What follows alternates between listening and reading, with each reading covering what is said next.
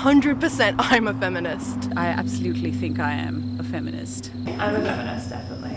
I am a proud feminist, and I am a wild feminist. Am I a feminist? Absolutely. Who isn't? And why? That's my question. 100%. Yeah, I'm definitely a feminist. I'm a feminist. Yes. I'm a feminist. I mean, I guess I am. I am a feminist. Each one of us girls has a really important role to backing ourselves, to believing in ourselves, and to standing up for what we believe in. And that's where we are all feminists. I'm a bit impatient. I don't want to wait another 10, 20, 30 years for gender equality. I want to do it now, and the way that we can do that is by empowering our young generations to not give up the fight, to make sure that they are focused, to make sure that they themselves take on this burden and stand on the women that came before them, and that together we can all create equality. My question is, do women have equal rights, and do women feel equally safe in the community? And if the answer is no, then of course we need feminism. Not being able to see the future that you could see for a son, for your daughter, that's a pretty powerful force. You're a feminist when you believe in equality. Simple.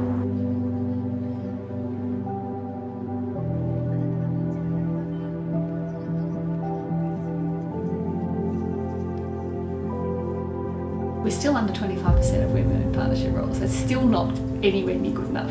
There's probably an 8-to-1 kind of ratio happening at the moment, and so we need more women. We don't have pay equality in Australia. Women earn 17.9% less than men. You've just been in a meeting, you think, what the hell just happened there? But why did they talk to me like that? Boys' confidence might be here and their abilities might be here, and it's flipped for girls.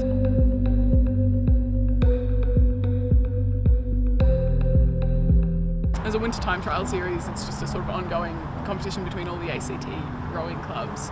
And at the presentation awards ceremony last year, at the end of that event, we had won, the ANU club had won the women's 8 event, and they presented the men's 8 as the premier event and did not present the women's 8 at all. And when we asked them why that was, they went, no, we just don't have a trophy, and refused to acknowledge that we had actually won the event, didn't even announce it. Rowing boats were traditionally designed for men, and the seats are not made for women. Yes. They are not made for our hips. They are incredibly uncomfortable, and they literally only started making women's seats in like the past 5 or 10 years, and they're for Olympic boats, not for local clubs like ours. When I went to uni, actually, I worked in a newsroom, and it just so happened to be during the time that Australia had its first female Prime Minister in Julia Gillard, and I thought that was going to be amazing, but it turned out that day after day, the most sexist stories were rolling through the newsroom, and I just didn't think that that was fair. I couldn't believe that in modern day Australia, we were facing so much gender inequality. So I started looking around, and I looked at things like the gender pay gap, the underrepresentation of women in politics and business leadership. I just didn't think this was okay. So when I put together these geographical issues, the issues that young women are facing in terms of career and education opportunities in rural Australia, and then when you pair them with things like gender inequality, sexism, unconscious bias, I realised there was this niche group of young women in rural Australia. Well, recently I was trying to think about buildings that I liked in Canberra, and I was really, really disheartened when I started making a list of all the buildings that I liked that I couldn't put any female architects on that list. And the more and more I started looking around me at what's getting built, and also the legacy of what is already built here, it was just really disappointing to think that it is so entrenched still. And I mean, I think in a city like Canberra, where we've got the Griffins design, and I mean, increasingly Mariam Mahoney is coming back into the picture, but I think women have a history of being written out of our design, written out of our history. People comment on how you look. Now, in one way, that's fantastic, right? You think, oh, good, I look good, I look confident, but I don't want to take my confidence from what I look like.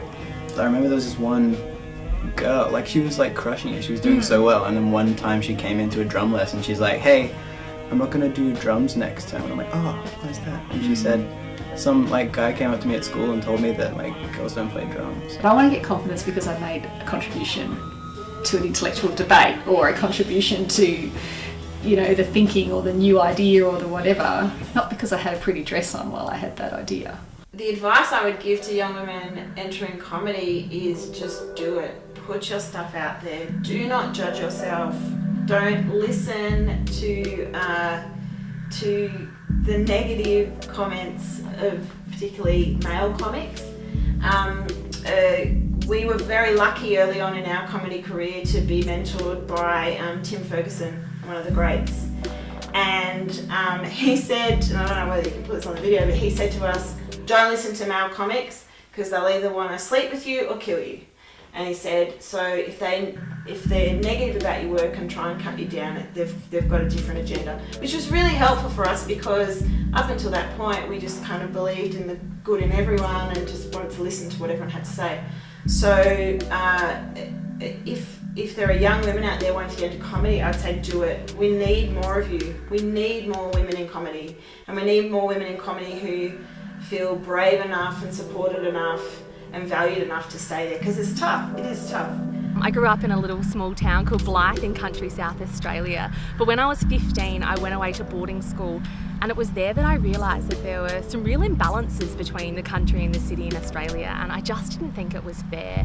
Whether it was the access to education opportunities, work experience, mentors, or a lot of young women in rural Australia were surrounded by a lot of male-dominated industries. I saw that negatively impacting a lot of students, and we actually know that the more remote you get, the worse Year 12 completion rates are, the worse attitudes to schooling is. So I just really wanted to make a change. And by talking to mentors, by reading things, by seeing inequality in my community, I realised that I had the power, I had the authority, I had a responsibility to do something and to make change. And I almost felt this power overcome me. I couldn't not do something. I had to do something to help my community. And that turned out to be Country to Canberra. The tradition that I come from, which is South Asian dance, has really for me been, well, I took up a tradition which was done by men before, which is Kuchipudi. So that already gave me a freedom, quite by accident of history really, because the female portrayals, particularly when I studied it in the 70s, were very strong because men were doing it and they were allowed more freedom. Since then, all of these things have become much more contained. But luckily, because I learned at that time, it gave me a real sense of finding power through the body in dance, and I've since then followed a lot of path-breaking choreographers, particularly like Chandralekha in India, who have really put feminism at the center of their work and drawn from traditions within India in order to do this. So, for me, what that meant is feminism isn't a Western construct, that it comes from many different cultures and it's very differently interpreted by different cultures, and that's been really valuable as well. The arts has a great deal of power in our society, and it can convey meaning in ways that are unexpected and insightful and incisive as well. It can summarise, it can reveal, it can challenge, and I think that those are things that are really important in a movement that seeks gender equality. Emotional labour is the work that you do to care, I suppose, is a really basic way of putting it. Often it means that you're the person who is bringing food to meetings because you're the one that's paying attention to people's emotional needs as much as their professional needs or what it is that they need to get out of a situation. It might mean that you're the person who does the debriefs after a stressful event or after a conflict's occurred and things like that. So it's kind of the work of caring. And it's not to say that men don't care, but maybe they express that in different ways. And emotional labour is often the thing that gets left to the women or the female identifying people in the room. You take your time.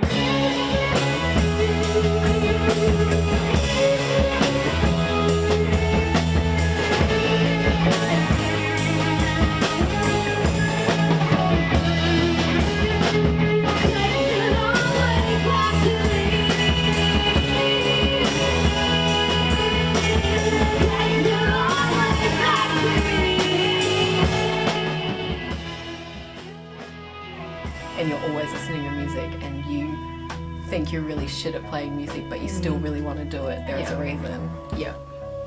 And don't listen to high school music teachers that give you D's in performance class. Boom.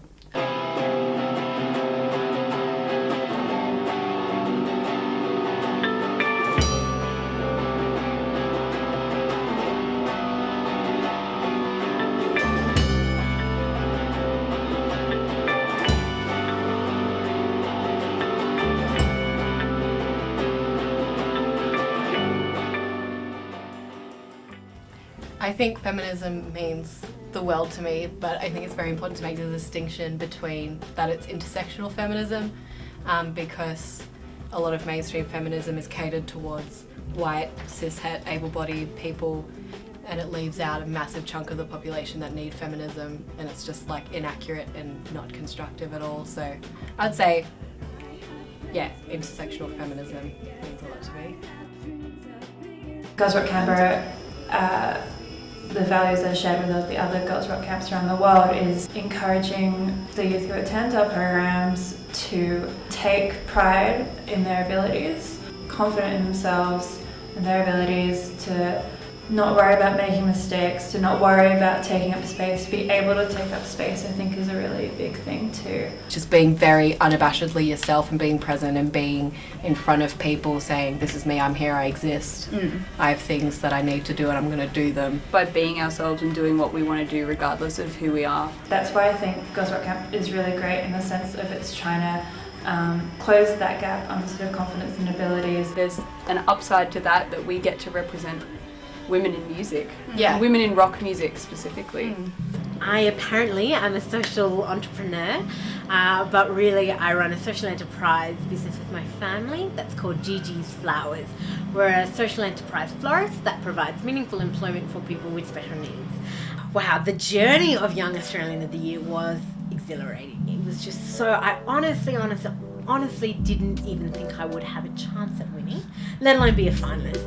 And it's really funny, I turned up on the day, just like kind of, had a busy day in the florist, I quickly threw on a dress and I arrived, didn't have a speech prepared, and then I won, and then my life changed. It's really helped push us to the forefront of people's minds. It's very rare that people don't know what we do now. My goal is to see Indigenous women in business to be more educated and to be more open about the help that they need. Recently, with my appointment as the Indigenous Ambassador for Women in Business for Indigenous women, I'm really looking to see a lot of female advisors to come in and be, a support network to these ladies and help them with things that they do find challenging. I think as Aboriginal and Torres Strait Islander women, we're very creative, we're very hands-on, and sometimes the detail and the analytical side just gets a little bit overlooked. So if we've got those advisors and we can hold their hand through the process, it's really important, and definitely see their businesses grow. I think that works within themselves too for their self-esteem and gives them courage to keep going and keep pursuing their dreams, which are really important. I wrote a song about breastfeeding in public called Ruin Dab Tits, and the purpose there was just to say, what the hell's going on? Breastfeeding is natural. It's what breasts were intended for. So, and then just recently we wrote another song called Love the Vagina You're In, which was basically about women loving their bodies, not feeling like they have to change the way they look to impress anyone else. With my work with the Fearless Initiative, and I'm not afraid to say that I was a victim of domestic violence. And so I use my role in that organisation to educate women on the importance of feeling safe, the importance of feeling respected in relationships, and speaking out about times when they don't feel safe or times when they're not being respected. When I actually identified as Aboriginal, the first thing I did was actually change my business name.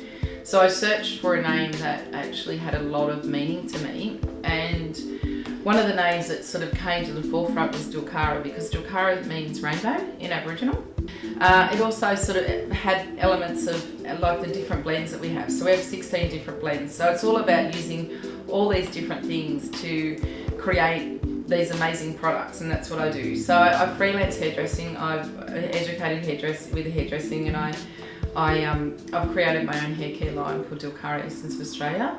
It doesn't matter where you come from or what your background is. If you're passionate about something, just apply yourself, because at the end of the day, that passion has to drive you. We went to an ice cream shop when we were in Phnom Penh, and there, when we were having our ice cream surrounded by lots of kids and families, I saw this little boy being molested. There's no easy way to say this, but he's being molested in an ice cream shop by this white man. So I knew instantly that my journey for gender equality is not just about females, it's also about including men, it's also standing up for the rights of others. Because my belief is the more people that can do their own thing, the more people that I can help, the quicker change will happen. You kind of expect your mum to believe in feminism, and my mother is a feminist. But my father he wouldn't use the language, but he is a feminist. He fundamentally believes that women have the same rights as men. Noting the men who are doing it, who are making that difference, is pretty powerful. Feminism isn't just for white middle class women, that it's for all women or all female identifying people. As a queer woman in a lesbian relationship, you know, often my partner and I are sexualised when we don't want to be. You know, when we're walking our dogs in our pyjamas, we're not feeling super sexual, but somebody might catcall us, somebody might make us feel unsafe. And so for me, my feminist practice is to resist that. How can I be unsexy? Or how can I make that person feel like what they're doing isn't okay? Or from the humorist's point of view, how can I make that person feel really uncomfortable? My husband often gives the girls a bit of a hard time. Just, you know, joking, and they're pretty resilient because he's teases them and all that sort of stuff. Like, I have this one person that I know who's like she works in my industry and she's from the Netherlands and she runs Dutch Design Week, which is really fancy. And he'll joke with them things like he said one day to Caitlin, to Georgia it was, "You throw like a girl." And she turned around and she said, "Well, if you try hard enough, you could too." And she just like decided she really liked me, and I totally think a big part of it is because we're both women over 6 foot. And there's like a secret club of women over 6 foot. She was about 9.